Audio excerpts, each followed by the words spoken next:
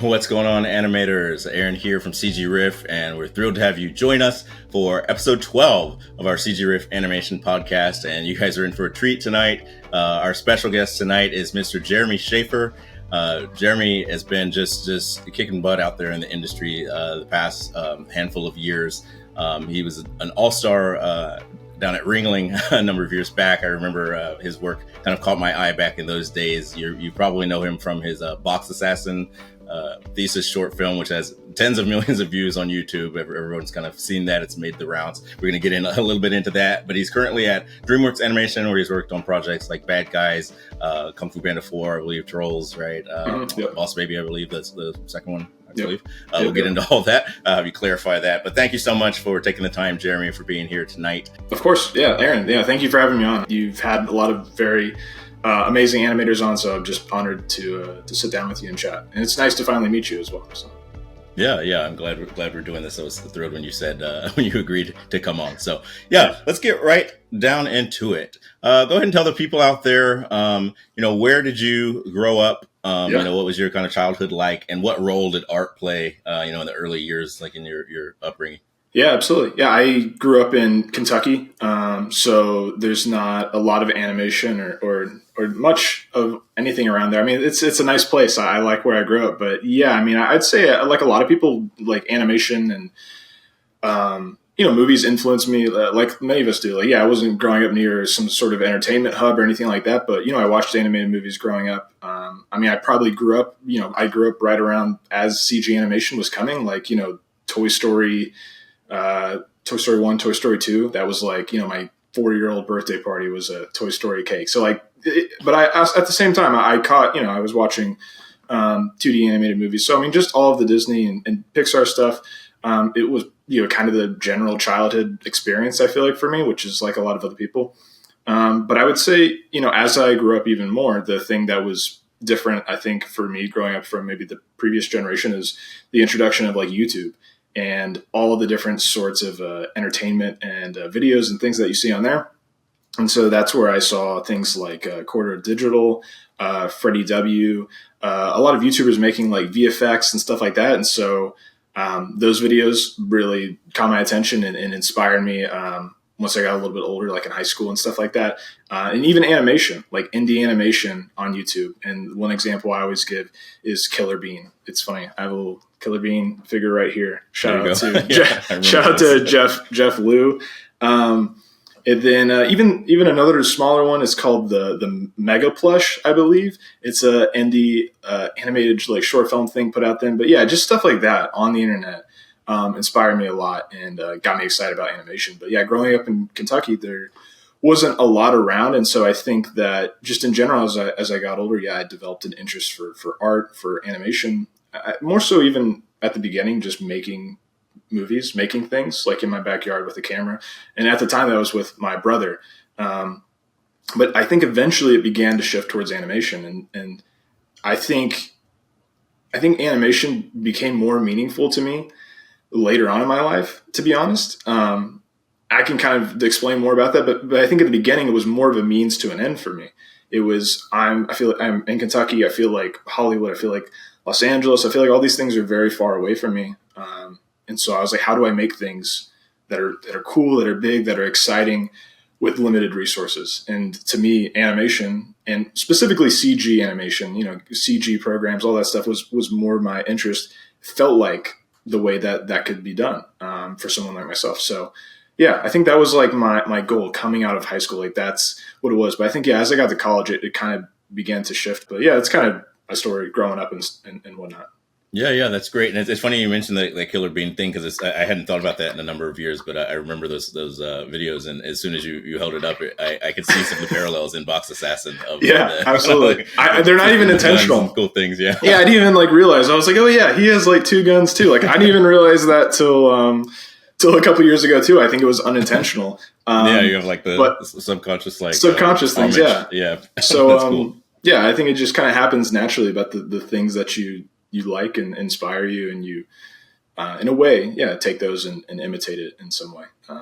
But yeah. Well, that's awesome because, if you think about it, there's a generation now that's young and just, coming up in their childhoods and deciding what they want to do and be. And they come across the content that you've made and, it might kind of Yeah, keep paying it that's a forward in weird that one to way. think So that's about. cool. I've already Yeah. had someone, because the Box Assassin has been out for over 4 years now, I think. I mean, I've been graduated for that long. But I had a few people comment, like, I think, yeah, this year, like at the end of 2024, like, oh, like who's coming back in like 2024, or like, oh my gosh, I haven't seen this in like 4 years, or oh, I used to love this in like middle school. And I was like, oh no, like people watched this when they were young and now they're like, it's nostalgic for them. I was like, that's weird. But I mean, it still hasn't been that long, but it's starting to happen already. And it was strange to see. That's funny. But yeah, it is always interesting to think about what is the next thing that's influencing people and stuff like that. But I really do feel like it's funny even now, like, yeah, I mean, what do we consume? Like I watch movies, like I go to the theaters, I watch stuff on Netflix and all the streaming services, but I still, to this day, as an adult now with, I'm married, like, I watch a lot of YouTube. Like YouTube is a main thing that I consume. And I think that's an interesting, like just this difference between this generation. Like I still think movies are valuable, but I think that, yeah, like online entertainment, web series, like all these other things are like I enjoy them just as much. Like the excitement that I get sometimes from, oh, a new movie's coming out and then the trailer and all that, like I'll get excited for that. At the same time, like when I sit down for dinner and I'm just chilling and I open up my YouTube feed and I see a new video from a YouTuber that I really like, I mean, to be honest, like I get just as excited to sit down and watch their creation. So it's just interesting to me, the different ways we consume, videos, art, movies, and content in general. So. Yeah, the landscape has definitely changed, and it's empowered creators to be able to come get their work directly in front of an audience without having to go through all these distribution channels and studios. Absolutely. And all this type of stuff, which is we'll get into that later when we talk about the Kickstarter and stuff for that'd be awesome. The next iterations of Box Assassin. We'll definitely get into that in a bit. But so you grew up enjoying films, wanting to make things. How did you find your way down to Ringling? In general, I mean, yeah, like I said, I found my way into movies, art, filmmaking, and I knew like that's what I wanted to do. Probably sophomore in high school, and I think that was nice for me in a way. Like I felt I had a goal, and I was like, I want to do this, and I kept to it. And my parents knew, and so I did school, I did math, I did all that stuff. But to be honest, I was always like, when can I get home? And when I can work on this, when can I make stuff, when I can do all of that. But when I was going to senior year, yeah, like I took the ACT? I did all right, but I told my parents, I was like, I want to study animation. So like really, like I looked at a couple different schools, and I really applied to two, to be honest. I applied to Cal Arts and I applied to Ringling. I did not get into Cal Arts, which I think was the right thing. And then I did get accepted into Ringling. But even getting to Ringling, in the first place, I think there was a bit of a battle and a struggle for me of even where to apply or like what direction to choose specifically. Because even, I guess that was 8 years ago now, almost, when I was looking to go into school. There was like online options, like online schools, like I think Anim School and other things were around like that. So it was a tough decision to be like, do I want to go to a brick and mortar school? Like, I was already doing all that research and whatnot. But ultimately, I think what did bring me to Ringling is just the idea. I liked that, you see a lot of great work coming out of there. But I liked that you completed something, that you made something. I mean, there's the senior films, that's what they show off, but even the projects, it was nice. I like that idea that you're making something completely. You're making a thing that stands on its own. So I like that idea. And I mean, Ringling, we could talk about that too. There's ups and downs. I don't have anything negative to say, but it's never just sunshine and roses for like any place, I would say. But I would also say there's just like pros and cons. Like if you're, Ringling's a place that's like, if you go as a story artist and that's like what you love to do is draw, it may not be the perfect place for you. It depends, but yeah, because you're in general, Ringling is kind of a generalist education for CG specifically. So, and to me, I enjoyed that. Like I liked doing, the beginning pre-production. I liked getting into modeling. I liked surfacing. I liked the whole part of the pipeline, bringing it through. So that benefited me. I think that was good. Like that was a perfect fit. And so, yeah, once I got to Ringling, I think the first year felt a little strange to me because it's just art fundamentals, and you don't go into CG at all until your second year, really. Mm-hmm. And so I think I felt a little out of place because, again, my focus, my excitement was always about CG animation, but it was good because it did force me to hone in on my art fundamentals and focus on that before jumping into CG. But I think once I jumped into CG in the second year, I felt comfortable. I felt like I was in the right spot. So had you done some amount of like figure drawing or like those types of things in high school? Like, had you done traditional art or really mostly focused more on the animation? That's kind of what I was saying before, how my view on animation has evolved. Like I don't think I can say like maybe some other people that I watched, The Lion King. I was like, wow, these people are bringing characters to life with a pencil. That's so magical. Like the magic of that. Like I don't think I had that experience. Like I loved animation, but I liked movies in general. But yeah, I don't think I had that specific experience. So to me, animation's really cool because you can create big worlds, big things, and it's all just within the power of a small team or a person even sometimes. And so I didn't really study. I think to get to Ringling, even before that, when I was in high school, I was much more focused on like software. I was like in After Effects. I was in like Maya. I was, messing around with stuff like that. I was following tutorials. And that was one of the things for me that was very helpful is that, I had access to the internet. So I saw all these animated films online. And so I just went in YouTube, I went to the description and I found someone's email that made a film that I liked. And it wasn't even Ringling. It was a school, a French school, I believe. And I emailed a lot of people, to be honest. I was nice. I was probably a little young and maybe overzealous, but I just wanted to know what I should do. I was like, what should I do? How do I make a film like this? And that was kind of my approach, even more so than like, how do I get a job at Disney? I asked those people, I said, how do I make a film like this? And so some people did respond, and that's something I'd like to talk about later, is just encouraging people to reach out to people and don't be afraid to ask for help and reach out and whatnot. But yeah, someone did respond to me, an artist at Disney. He was a lighter at Disney, and he gave me some really like kind of honestly life-changing advice. I was asking him like, how do I make a CG film? And I was like in high school, like a junior. And he said, hey, Jeremy, like, thanks for writing me. My first question is like, do you know how to draw at all? Like, do you understand the basics of color and light? And I was like, no, but I just want to make a film. And he was like, you should prioritize that if you're really interested in that. And so that was really, really helpful for me because I was able, and that's what I did. I took his advice. I stopped, downloading different softwares and following tutorials and got a sketchbook. He was like, just draw from life. And so it was a pretty like hard pivot for me, and it was pretty late.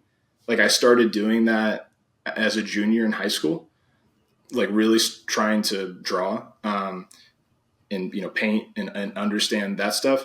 But I'm glad I did, and that helped me get into Ringling. But again, yeah, I was just focused on like making something. I didn't understand that all of these fundamentals, drawing, life drawing, like you mentioned, support those things. And you don't have to be a master of them. I think that's the thing that I learned in college is that first year is I don't have to be the best figure drawing artist to be a good animator to whatever, but I should understand it. I should apply myself. It's good to dive into it. But yeah, absolutely. Like in order to get there, yeah, I guess like, yeah, going back to your question, I didn't really start drawing or painting anything until very late. So kind of the aspiration to make stuff came first. And then I ran into someone and they're like, you got to learn art. And I was like, oh, okay. I didn't really expect that, but I'm down to do it. And then I went to college And then I think throughout college is when it became like, wow, I professors and stuff kind of helped me understand what animation can do, the power of, acting choices, characters, bringing characters to life, learning about the history of animation, um, learning just even more about animators specifically and what their job is. I think I just came to love and respect it even more than I did, and it kind of overtook. And so I would say now where I'm at is I don't care as much about the latest tech or downloading all kinds of different softwares. It's more about just making something and enjoying that process. I do like the technology stuff, but again, it's not at the forefront of my mind. So that's a really long Yeah. answer, but yeah. No, that's great. And no, you touched on a lot of good things in there. And so I went to SCAD, and so we had a Oh, nice. similar kind of like generalist focus in terms of, you're touching all parts of the pipeline at the time, at least. I'm sure the program has evolved in some ways over the last 20 years or so since I've left there. But, Yeah. I think like one thing that always stood out to me about your work, and I've been a fan of your work for a long time. I think one of the first things that I remember coming across was your Safe Escape Yeah. project. And there was something about it that, um, it felt so complete. It felt like part of a movie. It didn't feel like a class assignment, like, oh, I'm going to do the Mm-hmm. box lift here. I'm doing my body mechanics exercise. And so I think the way I could tell right away that the way you approach the craft is as a filmmaker. You're trying to make something as a whole. And you touched on, the advice you got, it was definitely a lighter's advice, to be like, okay, focus on color and all these types of things. Yes. It's like, great. Yes. But you're thinking about the entire thing as a filmmaker and trying to create something where all of it's important. Yes. What really struck me about that assignment, it just felt so high level. You were firing on all cylinders on all these different things. The lighting was good, the cinematography, the action, the sound design, like there's little sparks flying off of stuff, and it really it's visceral, and it kind of drops you into that moment in a way that was just like head and shoulders above a lot of the student work I was seeing at the time. And I'm like, whoa. And, kind of expecting to see credits roll and see like a lot of people that were involved in that. But the fact that you had, this is a rig that you made and a model that you made and blah, blah, blah, all these types of things, it does speak to the benefits. And obviously there's pros and cons, like you mentioned, of all the different kind of approaches to learning animation, but Yep. approaching it, really having a true understanding of cinematography and color and light and all these types of things, I think has really been kind of to me at least, has always made your work stand out, even on things that are, just an acting exercise or whatever it is. Yeah. It has this kind of complete feeling, and you're thinking about all of the different kind of elements that go into storytelling and crafting something.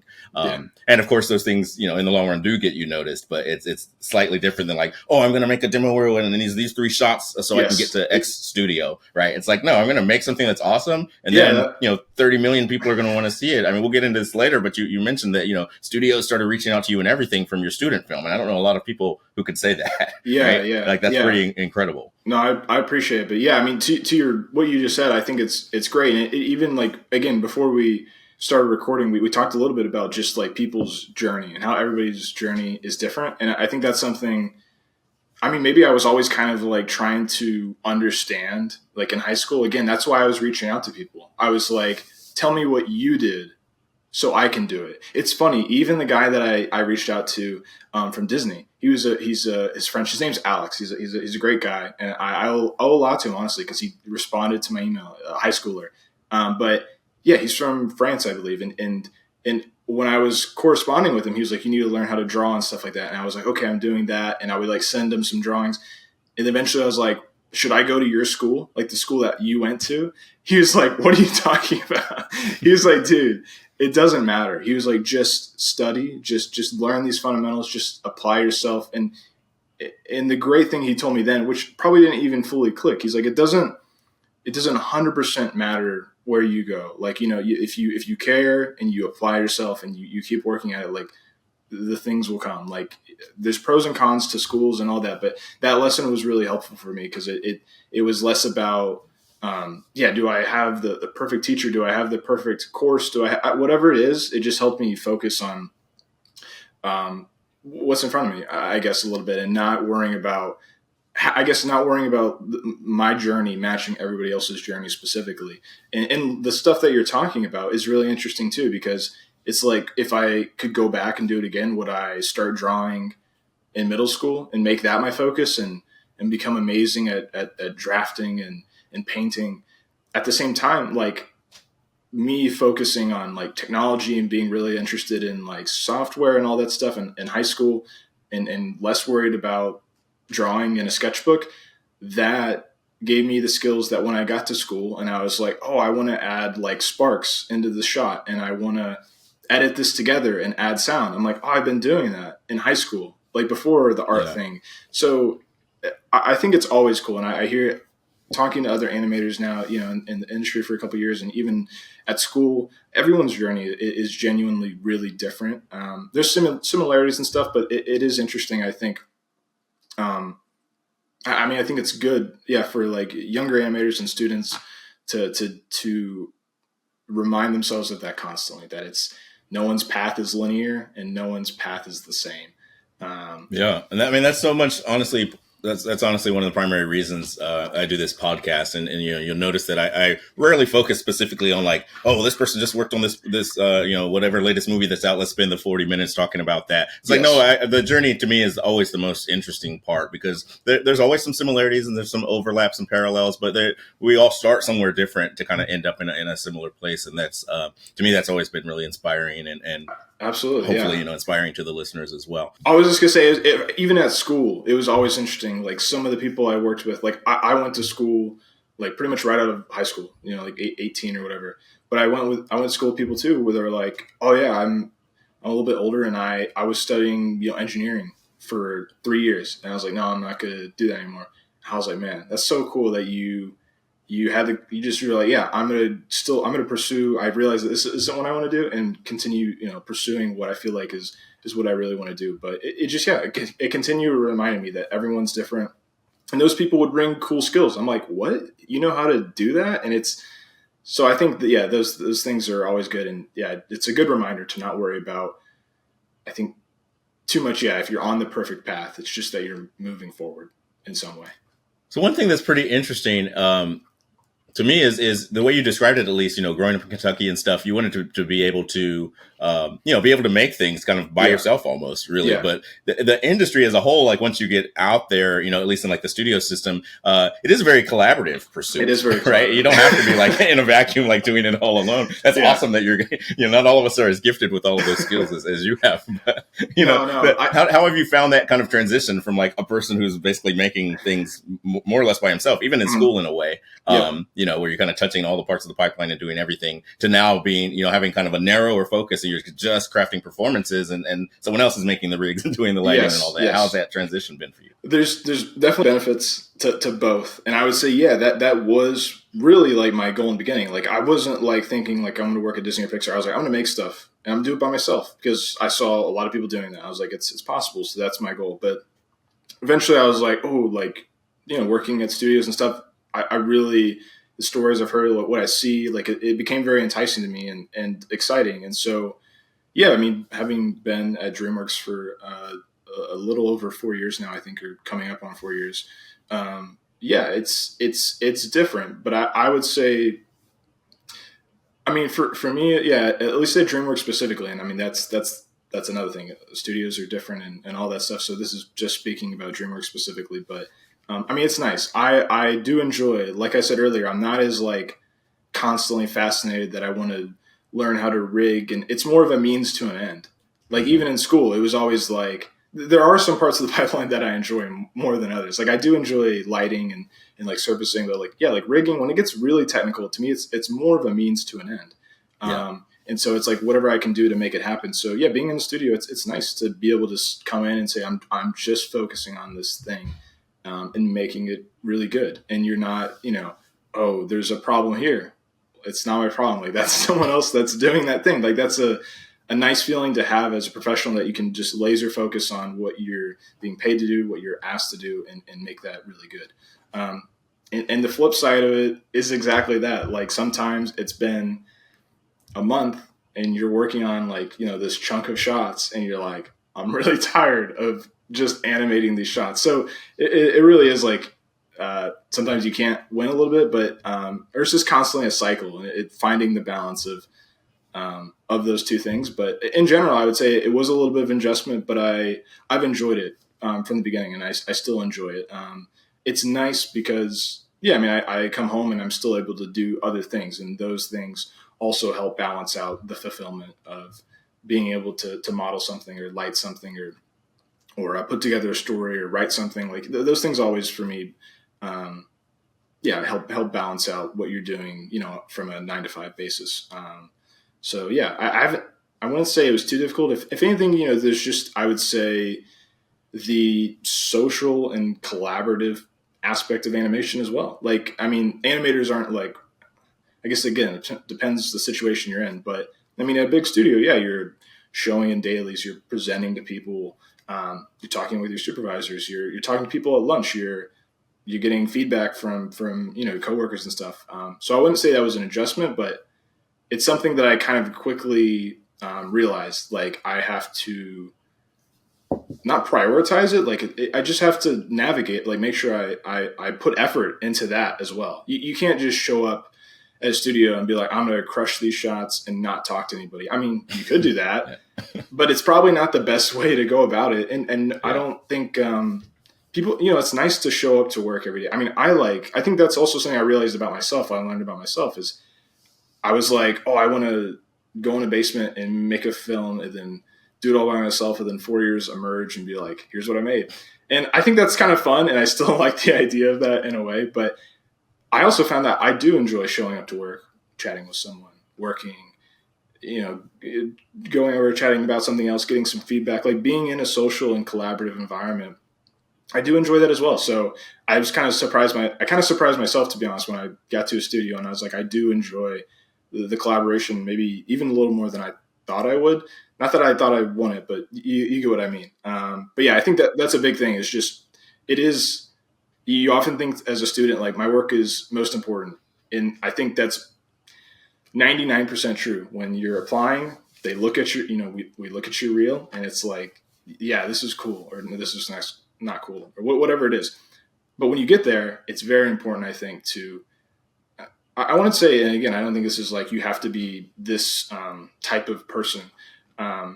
Everyone's still different. People talk less, talk more, whatever. It's fine. But I think in just general, being a good person to work with, being a good professional, practicing those things thankfully, I think I had good people around me at DreamWorks, people very experienced, very wise, that I saw how they portray themselves. They're not getting out of dailies and being like, oh, like this and this, like constantly. Like we all have our gripes. We all get notes and stuff like that. But I think I'm fortunate in that way that there was some really good people at DreamWorks that just kind of walked the walk of, like, I think a good example of how you conduct yourself in a professional environment, giving feedback to others, getting feedback from others. So that was really fortunate at DreamWorks specifically.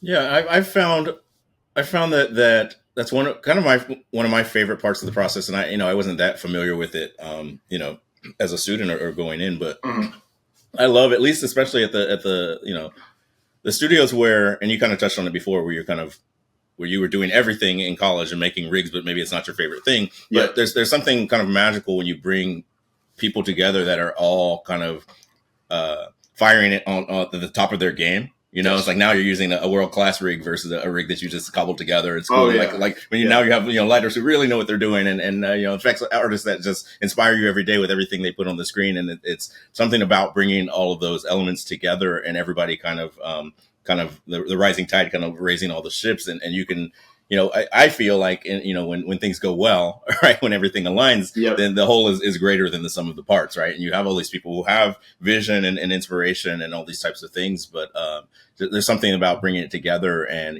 just even if you're just having a lunch conversation with somebody who maybe their approach is different than yours, or they see things in a different way.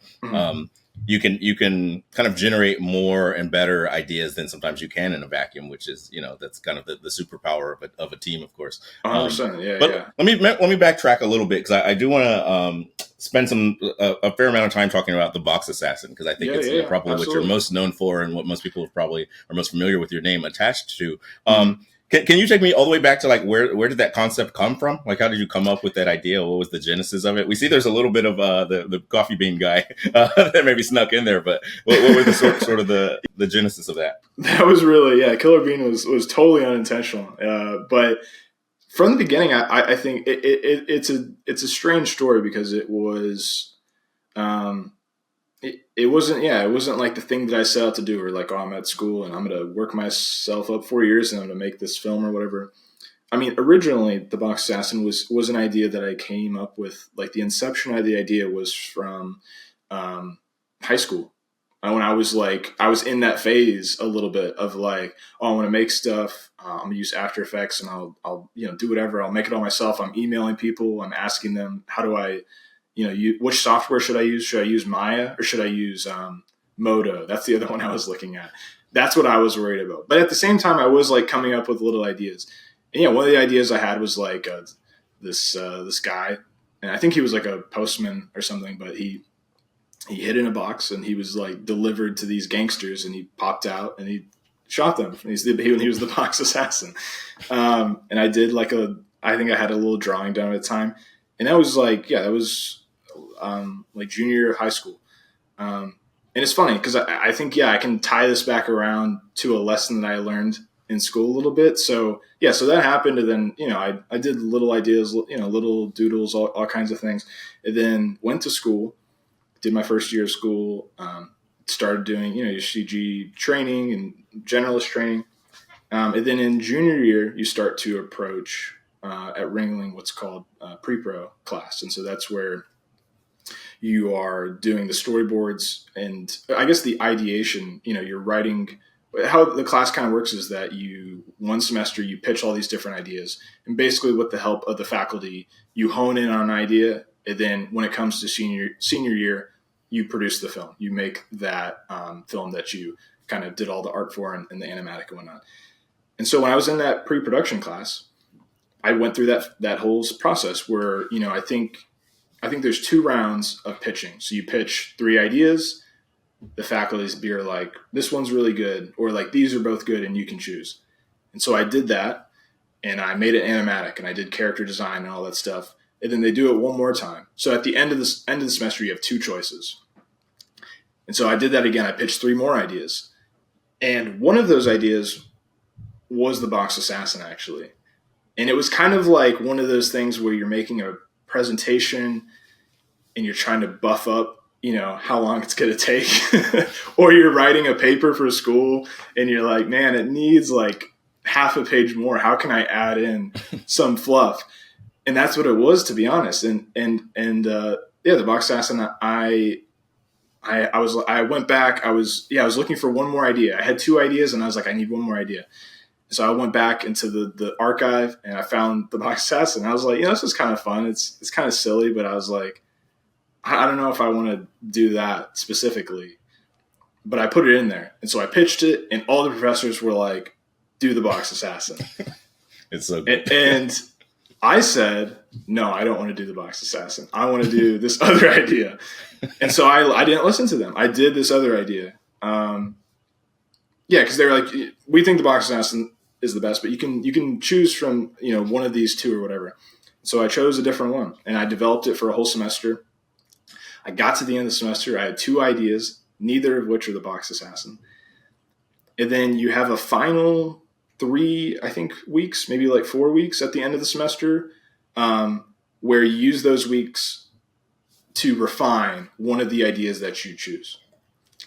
And so I was in that time, and I think that bringing it back around and like part of what school was really great for me and a lesson I learned while I was at school. And it kind of ties into the mentor conversation a little bit because I had a professor there who really helped me in the sense of understanding what I like to make, what's like genuinely like my creation I'll go back to this. Like in junior year of school and even sophomore year, I was making some stuff like you're in storyboard class and you make something.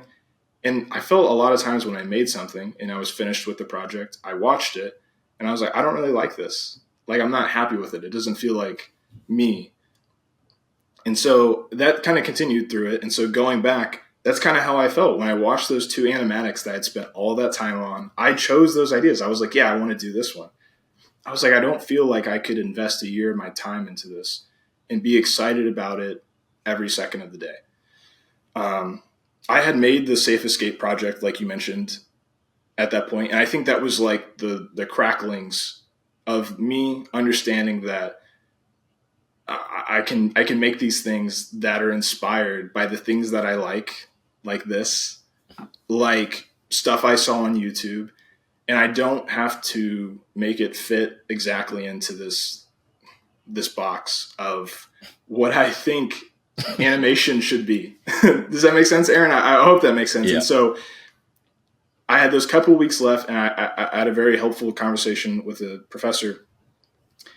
And the Box Assassin, I think, when I pitched it initially that first time, the thing I think I was swayed from is I pitched it, and the kind of general premise was like, yeah, there's a guy who pops out of boxes and he'll kill people, and he's the Box Assassin. And there's a little fun drawing of a guy, in a box with a gun, and everyone, a lot of the professors saw that, and they're like, oh, that's really fun. It's really like maybe he could pop out at like a kid's birthday party, but not kill him. Like maybe he could play with the kid and like learn the meaning of like friendship. And it was like, oh, it's like the picture I was getting in my head was like very different. And I was like, that's not what in my head, I was like, that's not what I make. So I hadn't like connected the dots. I don't think I fully understood like what I wanted to make.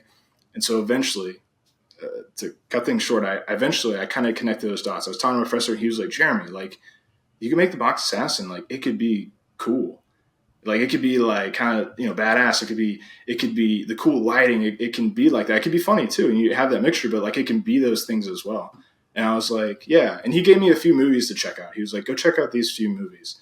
And I went and watched those movies, and I was like, yeah, that's what I want to make. I connected those dots. And so I don't know, for me, that whole process was very, life-changing in a way. That just helped me understand, I think, the things that I like to make and embracing those. And so I had those 4 weeks left at the end of school. And I told the professors, I say, I'm not going to do either of those. I'm going to do a totally new one within these last 4 weeks. And that's what I did. So I spent a whole semester basically making not the Box Assassin. At the very end, I finally came around to it. There's a few things I picked up on there. One is I didn't realize that the genesis of it was so early, like all the way back in high school. And there's a lesson to listeners out there. If you do have, a seed of an idea, you hold on to it. You don't know if down the line it might actually end up, being the thing that really catapults you onto the scene. So I do that all the time. If I sometimes I wake up from a dream and I like have an idea, I jot it down and just like keep it in like keep it in a Google Doc somewhere. And maybe years from now that's something you develop or whatever. But that was interesting to me. But then also that it almost wasn't, right? It was, there were all these other ideas, and it was kind of like, oh, this, and you kind of went down a lot of other roads, but then ended up back at the one, the story that needed to be told, basically. And I think it's just so clever and creative and well done. And you did capture a feeling and a vibe that it was pretty different than a lot of animation you do see. And it sounds like, they were trying to kind of shoehorn in a moral and a message and a happy ending and a cuddly feel good type of thing. But it's like, no, make something that's just cool and awesome and people will want to watch it. And clearly they have, right? 100%. I mean, to what you said about the idea, I think going to me, what I said earlier, bringing it full circle, I think, in a way, those ideas I was having when I was in high school were more reflective of a way of like what I like to make. It was just very raw, like young Jeremy, he likes these things. And like, it came out this way. And when I got to school, I was like, oh, like the 3-act structure. And then it needs to end on like a funny note, like this thing that's put in your head. And that's not anybody's fault. I think it's just part of like learning and going through that. But, I think that's the other thing. And even the Safe Escape project was also helpful in that. And it was the same professor. His name is Paul Downs. He's a great dude. And he was my professor during the Safe Escape project as well. And even that idea in the beginning, I pitched a lot of different ideas, all these ideas. And finally I pitched the idea of because the assignment was push-pull. So you're pushing and pulling something, you're trying to animate weight and sell the weight. And so I was pitching a lot of different ideas. And eventually I pitched him that idea of, I was kind of pitched all the ideas. I was like, oh, this one's really cool. And Paul's like, I don't know. I feel like I've maybe seen that before. I was like, oh, come on. Like, it'll be cool. Like, I can see the lighting. And then eventually I was like, you know what? Okay, how about this? I was like, I sent him this one idea. It was kind of at the bottom of the email. I feel like, again, I guess my best ideas are always the one that I'm just like writing off. I was like, I had this other idea about, a guy that's robbers and stuff, and they're in the back of a truck, and the safe is falling out, and he's like trying to keep it in there. And Paul was like, yeah, that's a cool idea. And I was like, I can see how it's a cool idea, but like, let's both take a step back and like think about the scale of like what we're talking about here. And I was like, this isn't a good idea. Like, I remember I emailed him and I met him. Like, he was like, I have another class. I was like, okay, can I talk to you in person? And I went over to another class he was finishing, and I caught him right as he was coming outside. And I remember talking to him. Like, I remember where the conversation happened and everything. I was like, I don't think that I should commit to this because I'm setting myself up for failure. And he was just like, no, you can do it. Like, with a smile on his face. I was like, what? You're insane. I was like, I can't do this. And I think, yeah, it was really, really empowering just to have someone to just be like, yeah, like, go for it, and do it. But even when I was developing that idea, I was struggling with that as well. The same kind of thing of that, like, oh, I'm doing this idea with the Safe Escape, and like, you know, at the end, like, he can bump into the van, and then fall over, and like, it's funny, like, it's slapstick. And Paul's like, I don't know if that's. And so eventually it came to the point where it's like, what if, you know, he's in the car and stuff, and then he pulls in and like he drives away, and something about that felt wrong to me. And then, you know, I talked to Paul, and he's like, no, like, you can end it that way. Like, why can't you end it that way? And I was like, why can't you end it that way? I was like, who's saying you can't end it that way? Because I guess, you know, you see a lot of, like you said, you see a lot of animation assignments, and it's like, and I think even now, I mean, I see stuff online. I think that students are maybe exposed to a lot of stuff, and we're seeing a lot of cool like exercises and variety of different stuff. I think really I see a lot of cool stuff nowadays. But yeah, I think maybe even then you're just like looking at some reels from like 10 years ago, and it's always like you said, it's like these 3 exercises, and the one exercise is a dialogue, and it's a joke, and it's funny. So it's just kind of, maybe you just feel like, oh, you're an animator, you're trying to get a job at studio, and this is what I do.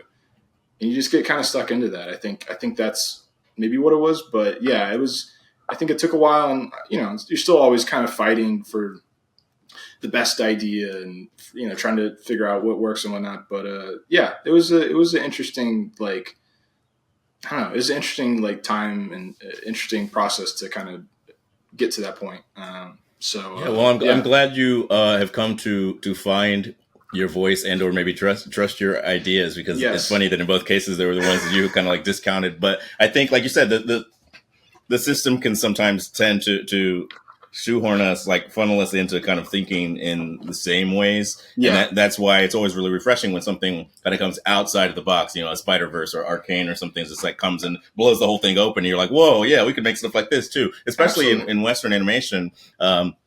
The guardrails had kind of been on for a long time, and people were just sort of playing it safe. And so, you know, we kind of self-censor ideas even, because we're like, oh, no, but it needs to be like this, and it needs to end happy and all that. And so I think that's what was, you know, immediately refreshing to me about your work. The first times I saw it, even the Safe Chase one, is that it felt, you know, it was fun, and it wasn't kind of subscribing to, I could see in it the push-pull assignment. Looking at it, I could tell it was that, but it also, like, it wasn't just trying to like check the box of, okay, I'm showing some weight and whatever. It's like, you really went for it. And no, I used to struggle with the same thing in terms of kind of biting off more than I can chew, and that you understood that, or you had that concern, but then the professor kind of believed in you or saw something in you that you could get it done. You know, is kind of a great sort of, you know, testament to mentorship, right? Yeah, absolutely. I mean, I definitely, owe a lot to Paul in that sense of believing in me, and then also, giving me his honest thoughts. That's something I was going to mention. Even the first guy that I reached out to in high school, Alex, he was honest with me. He was really honest with me. Like, he wasn't like, hey, like, yeah, like, great job. Like, you know, I just think that, it can be difficult sometimes. Yeah. If you don't have someone like that, it can be difficult too, I guess, to thread that needle. 'Cause, like, when you get feedback, you get advice or anything, it's like you can be too harsh, and then you can like discourage someone and you can put them down. Like, you don't want to do that. That's bad. You can also not tell them the truth or not be honest with them, and then it's not helpful. It's really tough. It's really tough. Like I want to consider myself even the best at it, but I think Alex was very helpful. He was honest with me. He said, you need to learn these fundamentals. Like, it'll really help you. You don't have to worry about this stuff. Like, pretty frank with me. And that was helpful. And then the same thing with Paul. Paul was always pretty forthright and honest. And sometimes even, to the point where you're a bit annoyed, but you can, again, I think he did a great job of never, it was like, he'd do that as well. Like, he'd, believe in you and prop you up, and then you feel like you could do it. But I think the interesting thing with that project, that I learned as well, or continue to learn, was that idea of biting off more than you can chew. And I think I did do that a lot. I think all students do that. I mean, as like artists, we probably all do that. I feel like every time, even if we talk about the box assassin more, like as what we're doing right now, like we're biting off more than we can chew. But the thing that I think that was good about that project, the Safe Escape project, is I had that conversation where I was like, I don't think I can do this. He's like, you can do it. I was like, great. Well, I guess I'm going to commit to this and figure it out. Even at that time, though, that project, like the van driving through the city and whatever. Well, that's the thing. Originally, it was like this van. It comes in and does all that stuff, but it was driving through like a cityscape. Like, think like the Incredibles, like that scene with where he's with the robbers in the beginning, and he's like trying to save the cat too and do all that. So I was like, oh, it'll be like that. Like, he'll be going through a city. And so that was my goal. Like, even talking to him, that was the goal. So I think one night I showed up to the labs, I'm trying to get ahead a little bit and do some modeling work for the set. And I sat down and started like doing cubes and like laying out this. And like very quickly, I was like, this is going to be really difficult. I was like, this is going to be maybe impossible. I was Googling, tutorials and like city, looking at all this stuff. And I'm not sure. I think I just started to look at car chases maybe. And I think the first one I saw was the Batman one, the second one with the Joker, where he's in that tumbler and he's like going through this tunnel. And I was like, that looks pretty simple. Like, it's just like pillars and stuff like that. And then I think there's another one in one of the Captain America movies where they're like going through these tunnels and there's like a motorcycle chase. And so then I was like, maybe this could work. And so in one night, I modeled a portion of that tunnel. And then I did the pillar and I put like a light up there. And I just kind of was like testing. I was like, well, this looks pretty cool. You throw some like fog in there and like you're not, you're going, we're going 90 miles per hour. We're not looking at the city. And I was like, okay, cool. Now this feels achievable. It still felt like biting off a lot. But had I committed to the city and not in the middle of the project, change courses, then I think I would have set myself up for failure. I don't think I would have completed the project. So I think that was just an interesting lesson too. Like, always trying to adapt, choose the smarter, more complete option that still gets you what you want. So I don't know. It was. I always find those things kind of come naturally.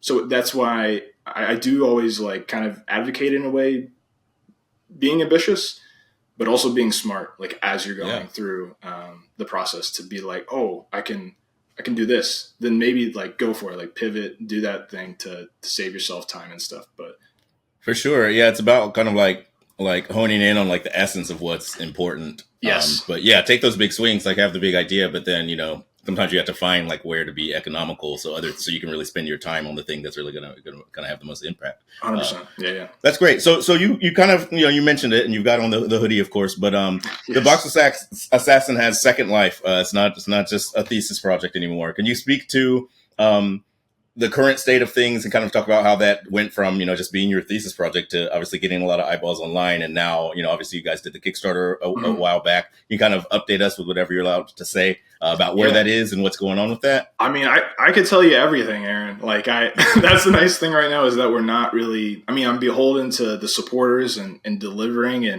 and delivering my promises in that sense, but we're not beholden to, a company or anybody owns it. So that's really exciting and empowering. And just liberating that you're just kind of making. It's also scary in some ways. So I can kind of talk about that. But yeah, I mean, I released the film after I graduated in the summer. I think it was around August.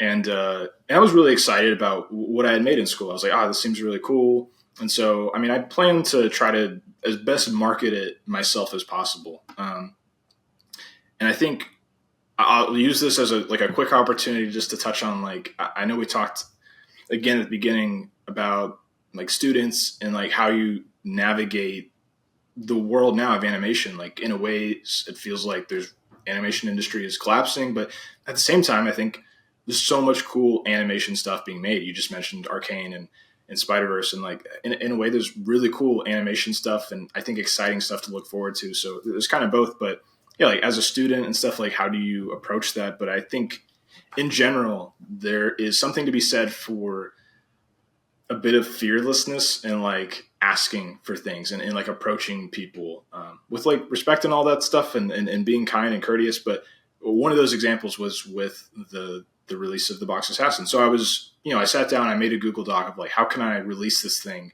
How can Jeremy, as a marketing or whatever, how can I release this? What can I do? And so, I was like, okay, I'll coordinate to release like all the platforms and stuff and schedule it and kind of do it as like one chunk. And, you Google and do research, like what's the best time to release a video. So, I did all that stuff, but you can do that. Like, that's like within everybody's power. But I was like, what can I do? What else can I do? Can I do anything else that just like is an extra step? And so I basically just sent it to a lot of people. And like one of the people I sent it to was the Animation Magazine. And shout out to them for responding and being super cool. And I was like, hey, I have this short film. I'm releasing it then. Here it is. I shared it with them. Would you guys be interested in like, featuring on the website or anything like that? No pressure or whatever, but just wanted to share it with you and get your thoughts. And they responded. They were like, hey, yeah, this would be cool. And so we coordinated. So they dropped the article or the interview on the release date. And I think I had like one other thing like that with Squiggly. An animation like thing as well. But yeah, just like I remember afterwards, people were like, how did you get on Animation Magazine? I was like, I went to the bottom of their website, I found their contact, and I just said, hey, hi, my name is Jeremy. And just really saw what could come from just asking. So I did as best as I could to like set myself up for success. After that, it's really, out of your control. So the day came and it released. And it did pretty good. Like, I remember one specifically, like on YouTube, I got a comment from a YouTube channel called Film Riot. I'm not sure if you've ever heard of them, but I watched them all the time in high school. So that was like cool. I was like, okay, I'm like happy. Like that was awesome. They were like, oh, it looks awesome, and that was like a really cool moment. But besides that, like people watched it and shared it, and everything was really great. And yeah, I was like, cool. And so I kind of went to bed and. There's some nice activity on stuff. And then in like the middle of the night, I don't know, I was at my parents, like this was right at the start of COVID. So I had finished the Box Assassin at home at my parents' house. And quite literally almost I was living in their basement. But yeah, I released the film and stuff. And so yeah, I'm at my parents' home and it's like a day or two afterwards, I think. And then animator, his name is Aaron Baker. Do you know Aaron? Or you've maybe I know that name. Yeah. You probably see him online. He's a great dude. And he shared my film on Twitter. And Twitter wasn't even one of the things that I listed on like my marketing release strategy. I didn't really use Twitter. But he posted it there like for me. He was like, hey, if anybody hasn't seen Jeremy's film, it's really cool. Here it is.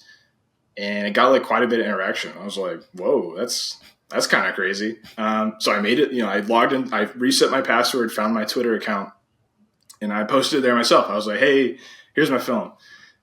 And then posted it. And then, yeah, that was the place where it like kind of erupted. And it just like, it took off. And a lot of people saw it. And it was pretty crazy. And so from that specific, like, spike of people seeing and stuff, some like, more Hollywood-esque people saw it. And I got in touch with like, agents and Hollywood people, producers.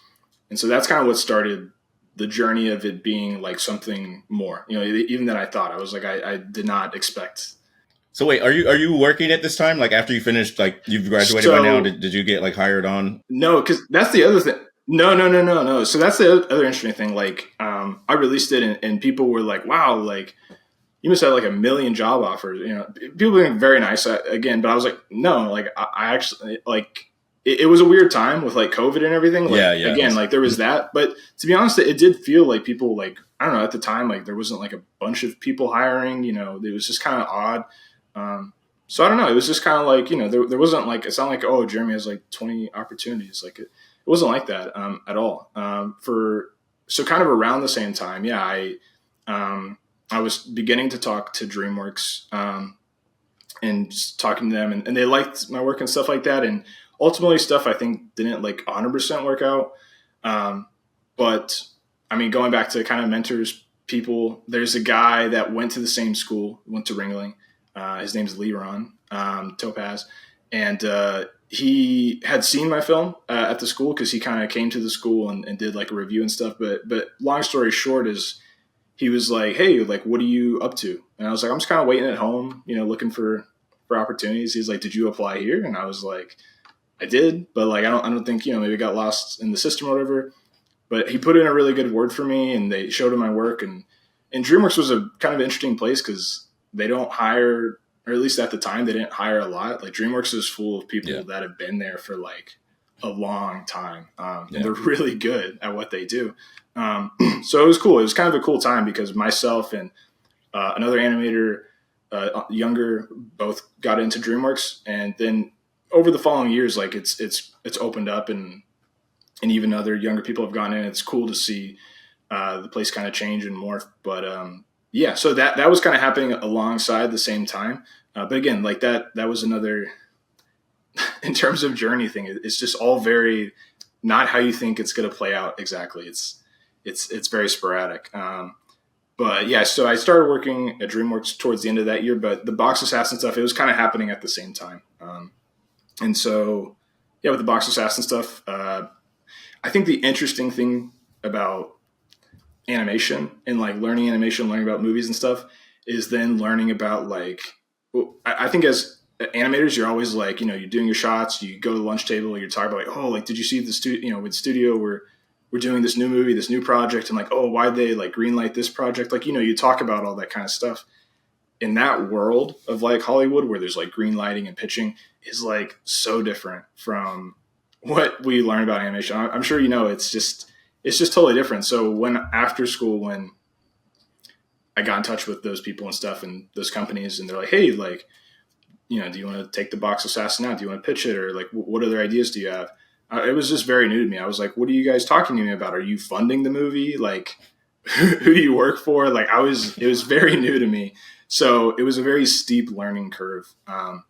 But to kind of jump ahead, I guess, yeah, I got involved in all that stuff, and we got producers to be like, on the project. They're backing the Box Assassin, and then eventually we got a studio attached as well. So Warner Brothers was the studio attached, Warner Brothers Animation, and so from there, they got me in touch with a showrunner because it's like we got this project. It's cool. We got Jeremy. He's cool, but he also has zero idea what he's talking about or doing, which is like totally valid. I was like, yes, this is totally fair. So we talked to some different people about show running and just basically bringing someone in to because I told them they're like, do you want to do a show or a movie? And I felt like a show was the best approach. Just where animation is at right now, it feels like animation that's a bit different happens in Spider-Verse is an exception, but I think Spider-Verse tonally still kind of is close enough. It's not too scary. It's not too Love, Death, and Robots. It's not too arcane to be on the big screen theatrically. So I chose TV, and so we brought in a showrunner, and that was Olin Rogers. And so then I worked with Olin for over a year on a pitch to bring out to places, and that was a whole year of a journey. It was ups and downs and lots of stuff during COVID. So all my meetings were remote and everything like that. But eventually we got to the point where we brought the pitch and, we hopped on a Zoom call. Hey, how you guys doing? Cool. Let's hop into the pitch. We pitched them the show. And it went really well. Like, Olin was super helpful. Like even the people, the producers, it was a good team. And we sold some people on it. We had two places that were really interested in it. And just basically I don't know. There's a lot there. You can watch the Kickstarter video. I go into a little bit more detail on it, but yeah, eventually, like, it seemed like it was all going to work, and that's kind of the difference in that world too. Is it's so out of your control in a way, Yeah. and I mean maybe that mirrors animation a little bit, like trying to get into like so many things. It's about timing. It's about being at the right place at the right time. Knowing some people and a combination, and then also just having the chops, having the skills. It's like all those things lining up correctly. And so, to be honest, I think just timing and a myriad of factors, it didn't work out. And so we kind of had two people that were like, yes, we'd like to make this into a show. And then just months go by, you're waiting, and then ultimately kind of all falls apart. And so that was tough. It was tough to like, because it was Jeremy from an infant learning how Hollywood works, how, all this stuff, how you pitch, producers, executive, learning all the jargon and all that stuff. And like feeling like you're going up and up and up, and like, oh, you're getting there, or maybe a little setback, but we're still going towards the goal. And then at a certain point, once everybody says no, like with projects, it kind of just dies. It's kind of like, that's the end. And it's kind of abrupt, I think, because you spend a year and a half, 2 years developing, talking about it, then it just kind of cuts off. So that was tough. That was like really difficult. So yeah, that's what kind of ultimately happened. With the Box Assassin project. And yeah, that was alongside like me working at DreamWorks. So it was kind of, learning like in parallel, learning more about feature animation and all that stuff. And then, outside the 9 to 5, learning about this other world and stuff. But yeah, after that, it probably took like a year where I was just like, I'm not really into this. I don't want to think about this project anymore. I don't want to look at it, anything like that. And so I think I got to a point maybe a year and a half later. And again, I remember kind of where I was and what I was doing. I was walking into work one day at DreamWorks. And I was like, you know what? I think I'll just make some more stuff. I was like, finally, like it just hit me. I was like, I think I'm ready to make some more stuff. And specifically Box Assassin. I was like, you know what? I'll make another one. And I'll make another one, put it out there, and we'll see what happens. We'll just keep doing that, and we'll see what happens. And I was really excited about that. It kind of just like clicked, and I was like, I'm ready to go. And I wasn't going to do a Kickstarter. And then I told Olin, because I knew Olin pretty well at this point. We were friends, and we had worked together a lot.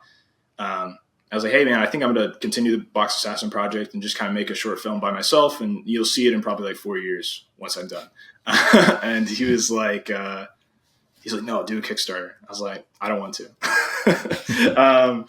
Yeah, I'm sensing a theme now here. Is I'm like always like do what people tell me, not what I originally want to do. But I think it was just it felt like a big jump. It felt like, oh man, that's a big commitment. And my big thing was like, I don't know if people, I don't want to do a Kickstarter and raise this much money, then be committed to something that's a really big ask, but not have I just didn't want to like get myself in a weird spot. And so, but eventually he convinced me to do it. And so I took, probably like 6 months to set up a Kickstarter, like make everything look good, make a video, present my case to the internet, and just try to do as best a job of like selling that, I'm still excited about this idea. Cause I did lose the passion and fire for it. But it's like still there. It was just kind of dying down.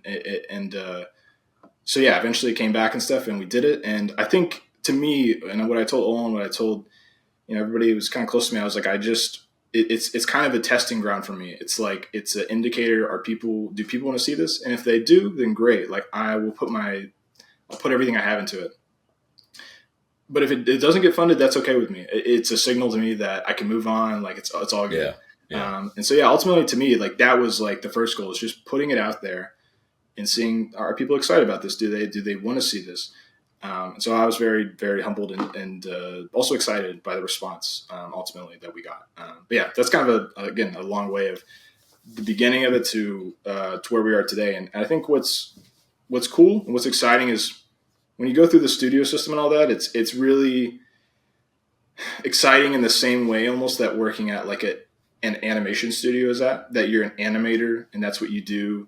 And all the other stuff you're like not as worried about, or you don't have to be perfect at. And so I think that's what was enticing to me about this studio system. I was like, this is really cool. Like I'm working with Olin. Olin knows, how to show run a show. He show ran Final Space for 3 seasons on TV.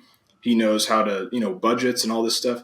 But then you're working with other people, and we're going to work with writers, everyone that does their job. And I don't just have to do it myself. And it has pros and cons to it. That's what I learned. I was like, there's really cool things about it. There's things that are kind of a struggle.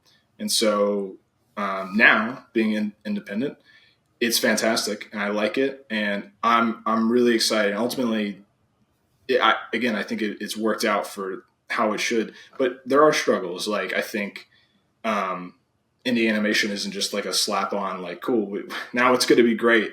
It has its own sets of challenges for sure.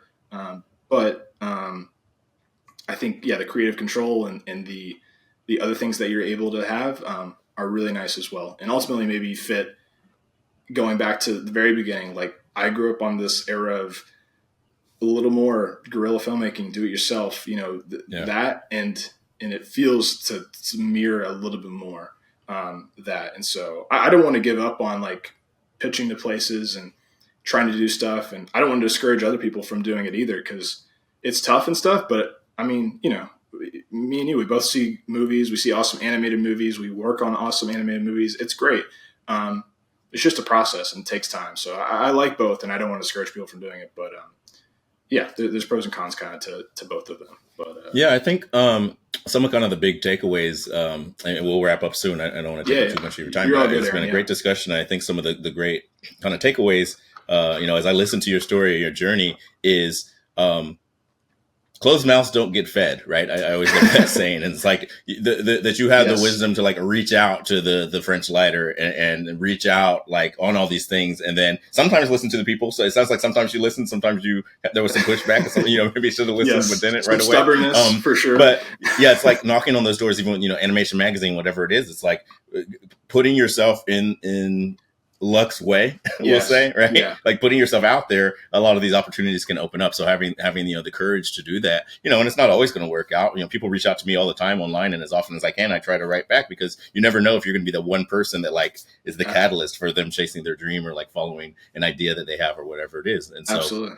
that's really powerful that I'm kind of seeing that through line throughout your story. But I'm really excited that a thing that was just like a kernel of an idea back in high school is like it still has this life and still ignites your passions in this way, and it's blown up probably into something way bigger than you imagined, but still has like one foot in that, like you say, that kind of solo guerrilla filmmaking that was originally your passion, that it's come kind of almost full circle in that way is really inspiring and just really cool. Like I'm super excited to see how it turns out, and to see when in whatever way it manifests, episode 2 or a full picked up Netflix season or whatever it is, right? It's like, it'd be really cool to see. Yeah, exactly. I think that's for me. We're gonna complete this and put it out there, and again, we'll see what comes from it, and we'll take the next step from there. But yeah, I mean, to speak what it is a little bit more, I mean, it's gonna be, I'm approaching it like basically, it's more or less a pilot. This first thing we're making, that's kind of what we are funded. We hit our goal with on Kickstarter, and so it's fluctuating in how long it is a little bit right now. It's a little over length, and we got to cut it down. But yeah, it's really just kind of, I think, setting something up, and that's what I wanted to do. Is I wanted to plan to where it's like we have this thing, that the story we can tell, and we have this, and like the Kickstarter in the first place, we're going to put it out there, and if people are excited, we'll continue to make more and do it that way. But yeah, like you said, with it is kind of coming back around to the guerrilla filmmaking and stuff like that. But it's cool at this point to use the skills I've learned in every part. Like with how we're making the episode right now, I'd say we're kind of in like we have an animatic, we're refining the animatic, we're doing modeling, we're approaching rigging. We're continuing to do like viz dev and stuff like that. So I'm really happy with our progress, but it's an interesting way. Like right now I'm pretty much, producing it, I'm directing it, and everything runs through me, but it's also very much not all me. Like it's not the Jeremy show. It's not Jeremy modeling. Like I have some modelers and they're doing incredible work, but it's like, it feels like a cool blend of like, I'm delegating, I'm learning how to delegate. I've learned those skills and stuff like that, but I'm also at the same time, you're doing stuff yourself. And that's sometimes in the studio system, you're like, can I just do this myself? Cause I think I can do it, But so it's a really cool blend, and to be honest, it's exciting. It can be tiring, but it's also really exciting just to be able to, have the control to give away things when you're like, someone can do this better. Like you said earlier, someone's gonna like, I think at DreamWorks specifically, like you mentioned, like people like in lighting, that's the one that's always like, you do your shots, you forget about them, months later go by, then you see the screening and you're like, whoa, you're like, holy smokes. I was like, I like had a picture in my head of what it looked like, but wow, like that looks amazing. And that's always such a cool experience to, I think it's kind of addicting, to be honest. Like it's addicting to make stuff and create stuff and like do it and put all the effort in to put it out. But it's also really cool to do something and then like hand it off to someone and then they do they put their touch on it, they do their artistic thing, and you get back, you're like, whoa, like I wasn't. It's also, so both things are really cool. So yeah, it's an independent production, but it's also just it's very collaborative. We're having lots of people work on it, and it's been really cool so far. That's so awesome, man. Yeah. And I'm really glad I reached out to you because I do think that your journey and your perspective is pretty different from a lot of the people that we've had on. And I'm hoping a lot of eyeballs find this and are inspired by the things you're out there trying to do. Because like you said, I really do like the balance of, it's like, you've got, 1 foot in the studio system and you're learning by day, like just making, just animating on feature films and stuff. And then you also are getting to flex these other muscles and learning, like you say, the leadership side and delegation and communication and all these things from pitching and all of that. Yeah. Which is really cool because I know a lot of people, do approach filmmaking that way and they have an idea and they want to figure out how to get it made. And there's never been a better time to be able to, just like you say, just feel out audiences and see, do people want more of this? Make a little of it, tease it. And, if they put their money there, Kickstarter, whatever it is. And it's like, all right, let's make more. Yeah. That's awesome. I love that you said that. And even the point you said earlier about, like reaching out. I remember I would have when I was further along in college and there was some younger students and I would talk to them, I would always tell them, I'd be like, reach out to older students, like reach out to people in the industry, like just be nice. Don't be too, don't email them like 3 times, but just, like you said, that what was the analogy about the open mouth? Oh yeah, closed mouth don't get fed. Closed mouth don't get fed. I was like, it's, you're not going to offend someone, just an email or a LinkedIn message saying, hey, and 80% of people won't respond. But it just doesn't hurt. But the same thing with the internet. Learning stuff, the amount of resources online, the ability to put your stuff out there is really cool. Like, yeah, I know you mentioned a question, and maybe this is like a good note to end it on, but I know you put a question on there about like the thoughts on the industry. And I know, again, like I mentioned earlier, there's definitely negative things and things that are concerning. At the same time, I don't know.